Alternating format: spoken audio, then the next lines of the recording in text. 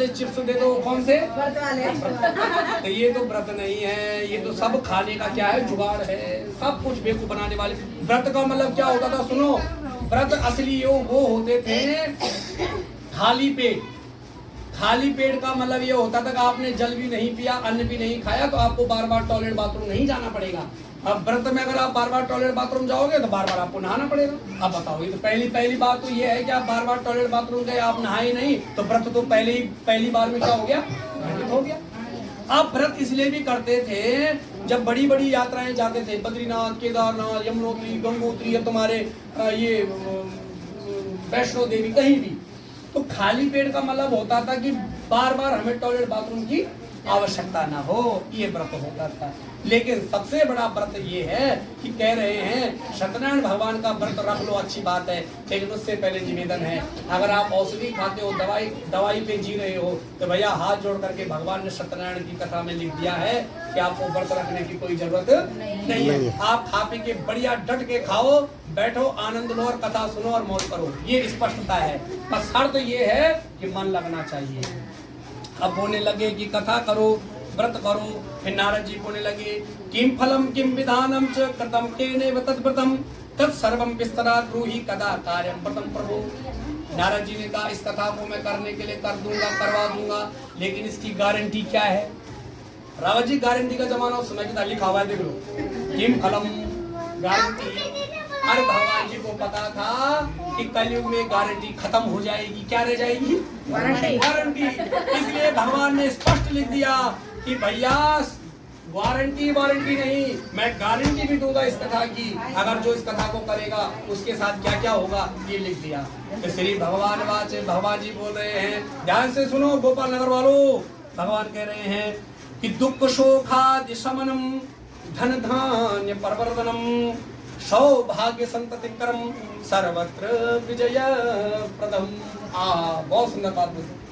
भगवान बोले, हे नारद, जिसके घर में सत्यनारायण भगवान की कथा होती है, सबसे पहली गारंटी ये है कि दुख शोखादि शमनम, उसके घर से सबसे पहले मैं दुखों को अपने पास लेता हूँ और उसको क्या देता हूँ, सुख देता हूँ। बोलो सत्यनारायण भगवान की। सबसे पहला मुद्दा देखिए, आप सत्यनारायण भगवान की कथा में प्रवेश हम कर रहे हैं, तो भगवान के मुंह से पहली बात ये निकली कि मैं उसको क्या दूंगा, सुख दूंगा। और आज की दुनिया में सुख ही सर्वोपरि है।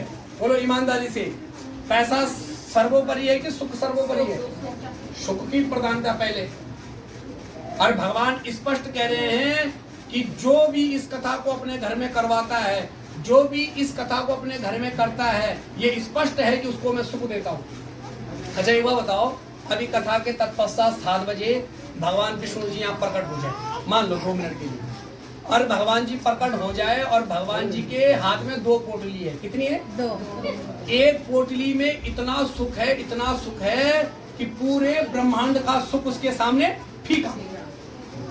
अब दूसरी पोटली में भगवान ने 50 करोड़ रुपए रखे। कितने? 50 करोड़। अब ईमानदारी से बोला, कितने लोग हैं यहाँ पे? भगवान बोलेंगे कि गोपाल नगर वासियों, 2 पोटलियों में से कौन सी पोटली चाहिए, सुख की 50 करोड़ की? तो बताओ तुम किस पे झपट्टा मारोगे? 50 करोड़। याद रखना, सुनो, 50 करोड़ वाले भी कोरोना में सड़कों में आ गए थे। हाँ, और जिसके पास सुख शांति रही, उसको करोड़ की जरूरत नहीं रही, वो भैया ना उस पे कोरोना हुआ ना कुछ हुआ, वो बच गए। सच है कि नहीं है? सबसे पहले कुछ मांगना भगवान से, तो जिंदगी में कुछ भी मांगोगे तो सुख की कामना मांगो, क्योंकि संसार में सुख नहीं है, कुछ भी नहीं है। आप कितने भी धनवान हो, आप कितने भी ज्ञानी हो, चाहे तुम मकानवान हो, चाहे गाड़ीवान हो, चाहे तुम प्लॉटवान हो, कुछ भी हो, लेकिन सुख सर्वोपरि है। और भगवान ने स्पष्ट इस कथा की गारंटी ये दी है कि अगर मैं कथा से पहले इस कथा से अगर कुछ देता हूँ तो उसको क्या देता हूँ, सुख देता हूँ। तो भगवान जी की कथा इतनी प्यारी है, भगवान क्या देते हैं? पहले के लोग समझदार होते थे तो अपने घरों में कथा कराते, तभी लोगों के घरों में सुख शांति बनी रहती थी। और आज कोई इन बातों पे ध्यान ही नहीं देता, इसलिए सबके घरों में दुख भरा हुआ है। गुरु सत्यनारायण भगवान की। अब भगवान कह रहे हैं धन धान्य परवर्तनम, सुख के बाद में जो लालची टाइप के होते हैं उनको मैं धन भी देता हूँ। ऐसा नहीं ना, तुम कोई नाराज मत होना, जिनको पैसों की जरूरत है तो पैसे भी देंगे। भगवान कह रहे हैं पहले मैं सुख देता हूँ, दूसरी बार में मैं क्या देता हूँ, पैसा देता हूँ, तीसरी बार में मैं धन देता हूँ, धान्य देता हूँ। धान्य मतलब अन्न।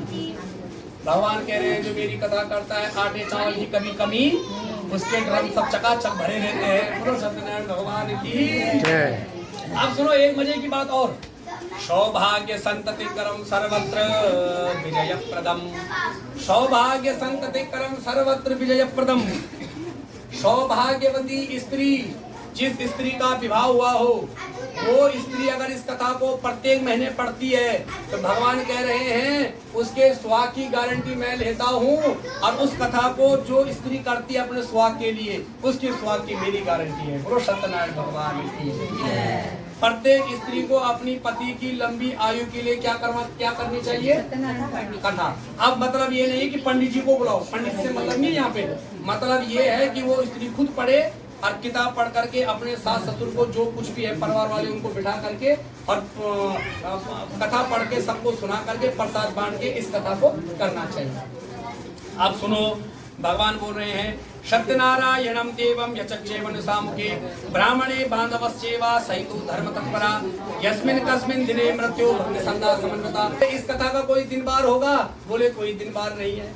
एक सत्यनारायण की कथा ऐसी है जिसमें पंडित जी को ये नहीं बोलना पड़ता है कि पंडित जी अपना पतड़ा खोलो दिन बार देखो, नहीं। जब मन में आ जाए, मर्जी हो जाए, पंडित जी को सिर्फ फोन करके बोलना कि महाराज हमारे घर में कथा करने आ जाओ, बस। इसका कोई दिन बार नहीं होता, स्पष्ट लिखा हुआ है यस्मिन कस्मिन दिनो मृत्यु। एक दिन भी तय नहीं है, किसी भी दिन कथा कर सकते हो, लेकिन कुछ शर्तें क्या है।